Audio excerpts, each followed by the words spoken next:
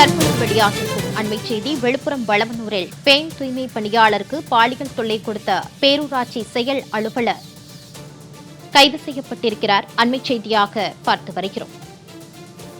பேரூராட்சி செயல் அலுவலர் அண்ணாதுரை தரக்குறைவாக நடத்துவதோடு பாலியல் தொல்லை அளிப்பதாகவும் பெண் தூய்மை பணியாளர்கள் குற்றம் சாட்டியிருக்கிறார்கள். கூடுதல் விவரங்களோடு செய்தியாளர் பரணிராஜ் இணைகிறார். வணக்கம் பரணிராஜ், போராட்டம் தொடர்பான விவரம். வணக்கம் மாலதி.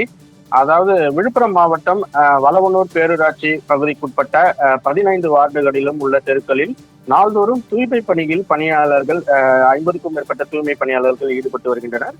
இந்த நிலையில் வளவனூர் பேரூராட்சி செயல் அலுவலராக பணியாற்றி வரும் அண்ணாதுரை என்பவர் தூய்மை பணியாளர்களை தரைக்குறைவாக நடத்துவதோடு மட்டுமல்லாமல் பெண் தூய்மை பணியாளர்களிடம் பாலியல் சீண்டலிலும் ஈடுபட்டு வருவதாக குற்றம் சாட்டி செயல் அலுவலர் அண்ணாதுரை மீது கடும் நடவடிக்கை எடுக்க வேண்டும் என வலியுறுத்தி தூய்மை பணியாளர்கள் சற்று நேரத்திற்கு முன்பாக சாலை மறியல் போராட்டத்தை தொடங்கி நடத்தி வருகின்றனர். வளவனூர் பேரூராட்சி அலுவலகம் முன்பு விழுப்புரம் புதுச்சேரி நெடுஞ்சாலையில் அமர்ந்து 50க்கும் மேற்பட்ட தூய்மை பணியாளர்கள் சாலை மறியல் போராட்டத்தில் ஈடுபட்டு வருவதால் பரபரப்பு ஏற்பட்டிருக்கிறது.